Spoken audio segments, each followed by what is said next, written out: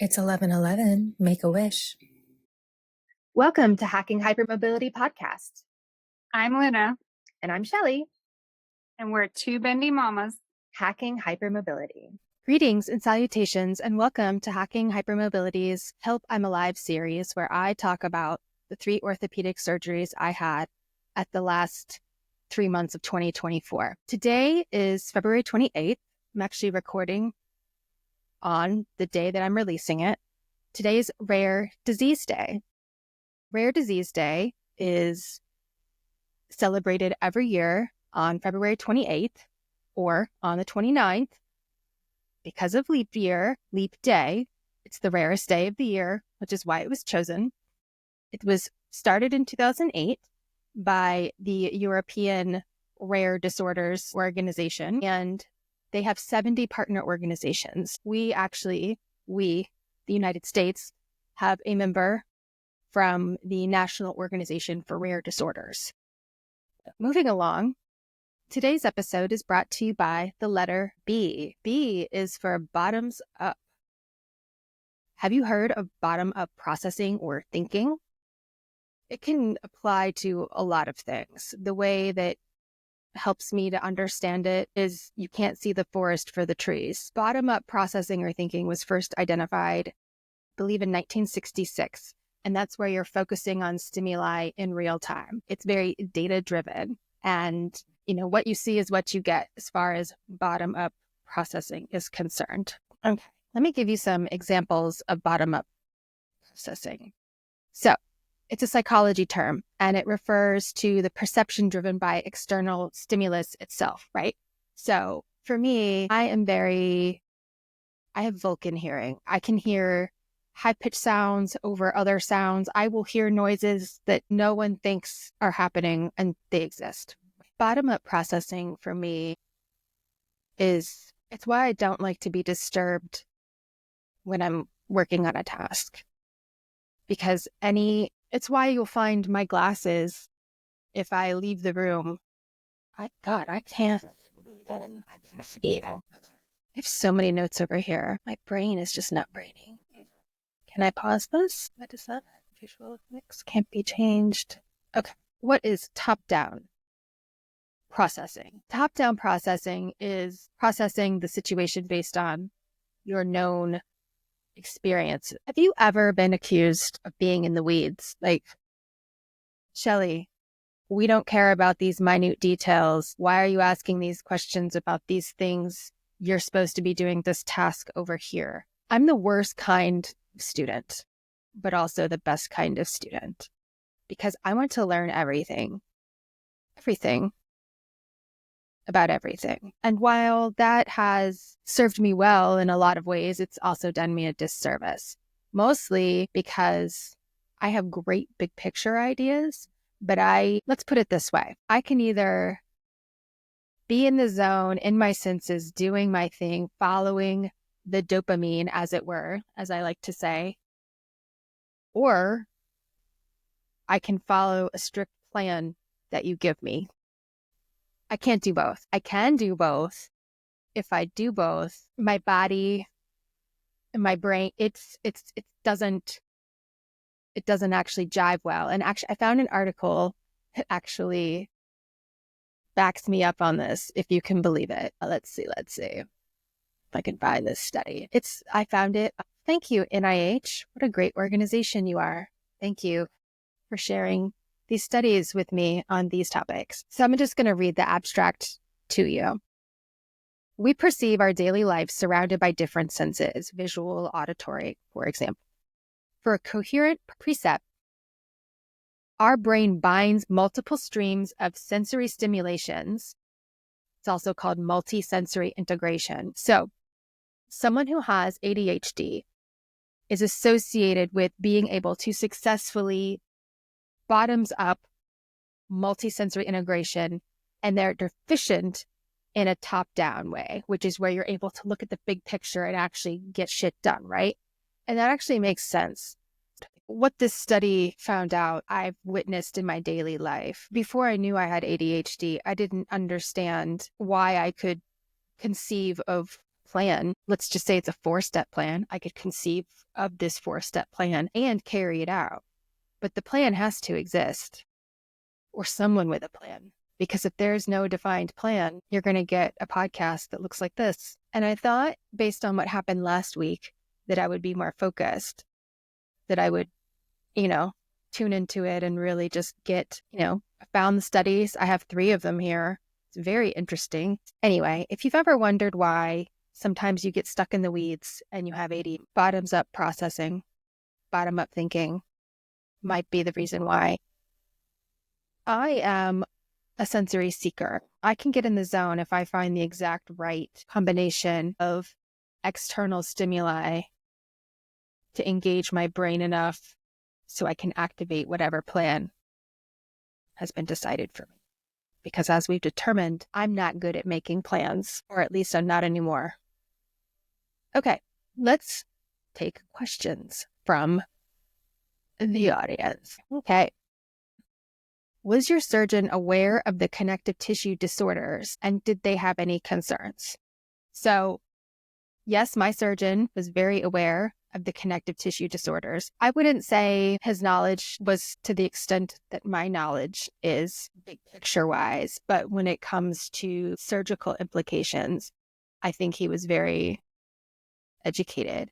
I did come armed with information if it was necessary, and he didn't really have any concerns at all, other than the fact that I kept referring to my body as trash during the appointments. He was very much like, this is where unmasking and being your true self and committing to living that life 100% of the time can be problematic, because someone making statements like that to a medical professional who's a required reporter might take those comments not out of context, because they're not great things to say about oneself, but I don't mean it. It's how I deal with it.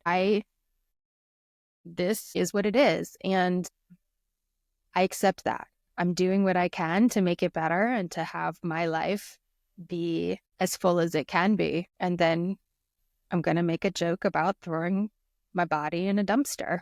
That's just how I roll. Having my husband there at these appointments, I think, has given me the freedom to truly unmask. I don't think I would necessarily say that at a first appointment with a doctor. A second appointment after they know more about me, sure.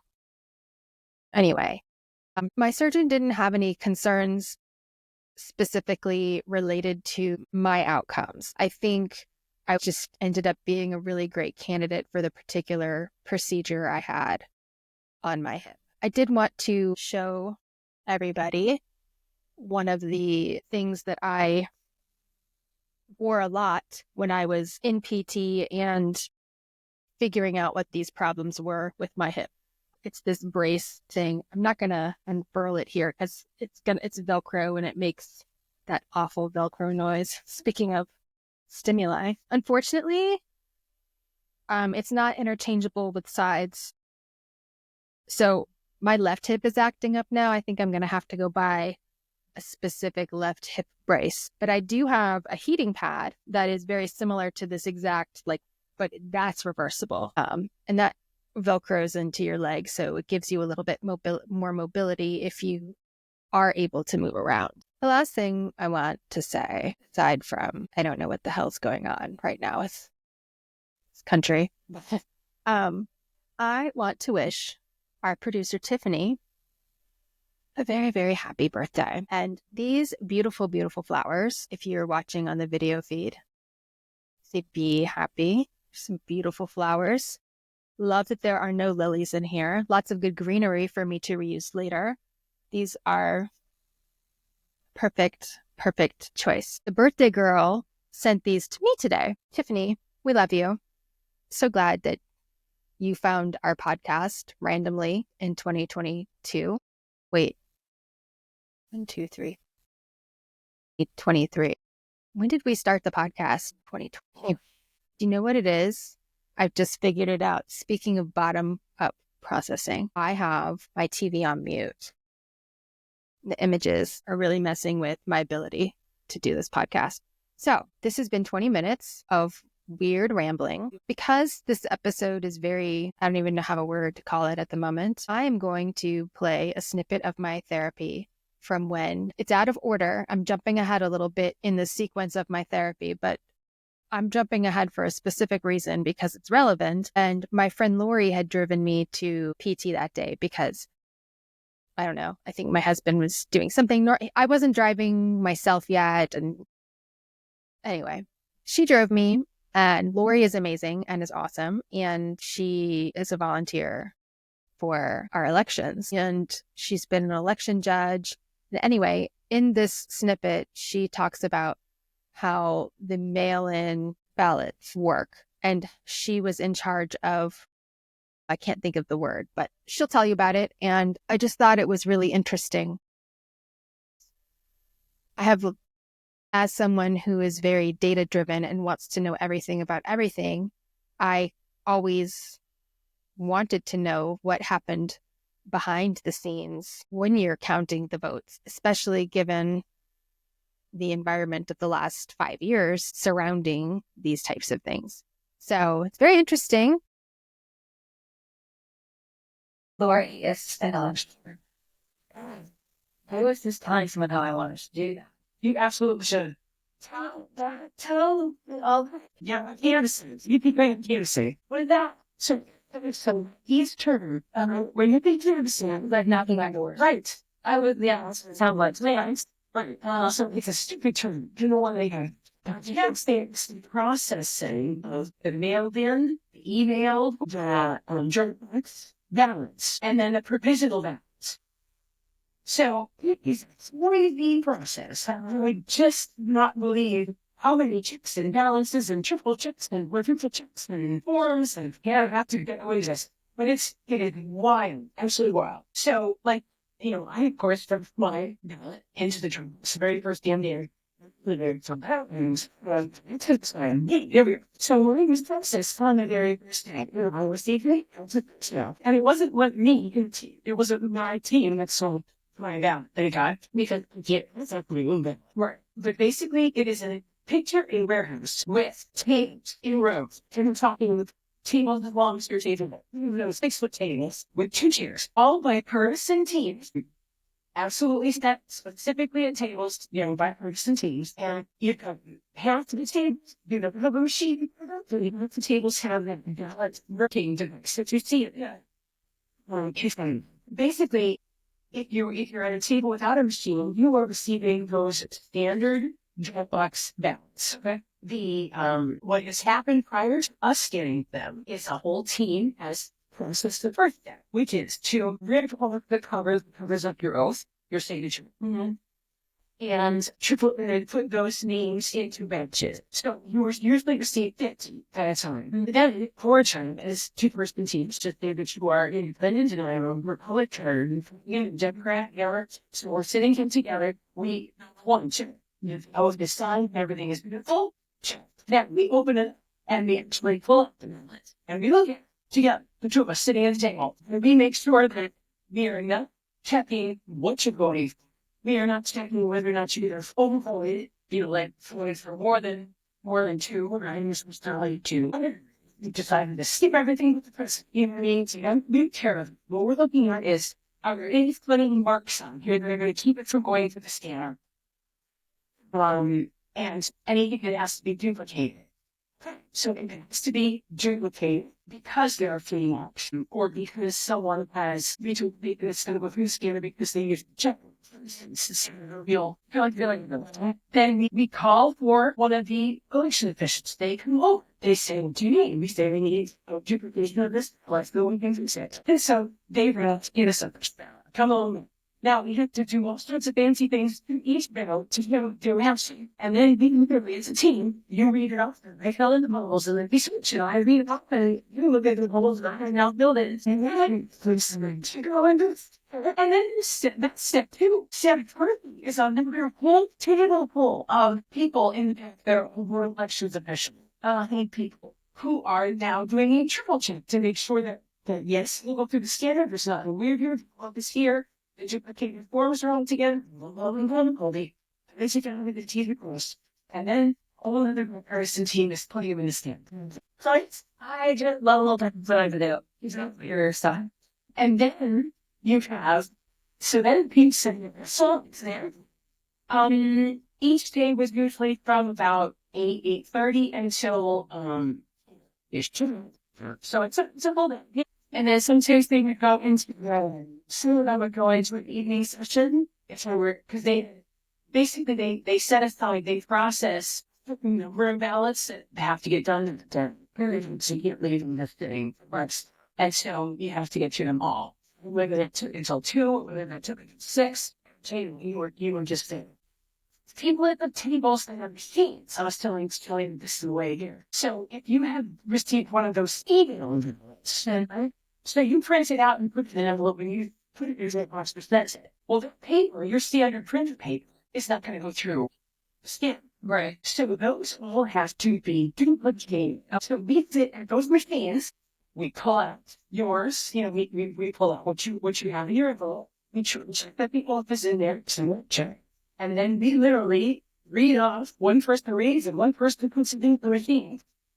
We switch, and I check that the machine is there, so you have read off, yes, and so you do hit the print.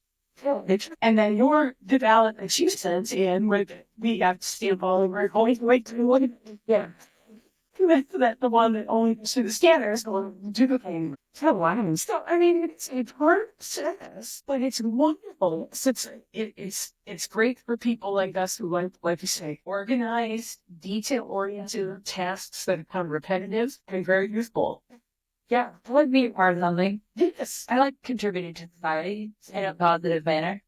And then being a worker at the actual polls is great. So Shelli knows that my son is autistic. It was his first time being a judge, and I'm usually a chief. So I asked him when he was applying, I said, now, do you want to work in my office and he is the boss? Or do you want to be in someone's location as someone else be the yeah.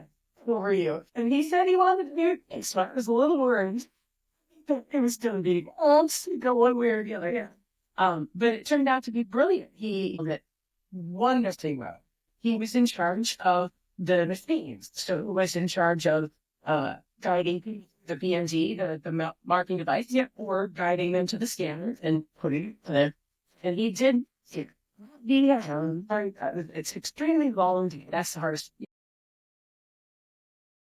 Again, if you have any more questions about my surgery, I have more here to answer. I'm just trying to spread it out. Today I learned that I do need to actually have some semblance of a plan. And I know you might not believe me, but I really do have a whiteboard that I'm looking at over here that has all of these notes. I have studies pulled up here that I've been referring to. So I either need a producer in my ear, keeping me on task, external stimuli, or I need a defined plan. And I think we just figured out why I don't normally write these episodes. It's a mess. Anyway, one more thing. Our shop is working. We've actually had our first order, and our first order is one of our podcast guests, our friend Doug. Doug, please, please, please, when your shirt arrives, can you send a picture and we'll share it? And I think that's awesome. All of the proceeds from our merch actually goes directly back in to support this show. We are an independent 3-woman operation. All of us are disabled in varying ways, and we all have children who are in various life stages. And so we do what we can to put this information out there. We think it's important, but we don't get paid. And it's not that we don't think our time isn't valuable. It's that the information isn't being shared, and we want to get it to you. Our costs are not huge, but they're enough that, we do need a little bit of an income. So check out our shop and like and follow. And I don't know, share us with a friend. Share this episode with your friends. Be like, look at what anybody in the world can just put out there on the internet. This is a hot mess episode. Okay, gotta go. Bye.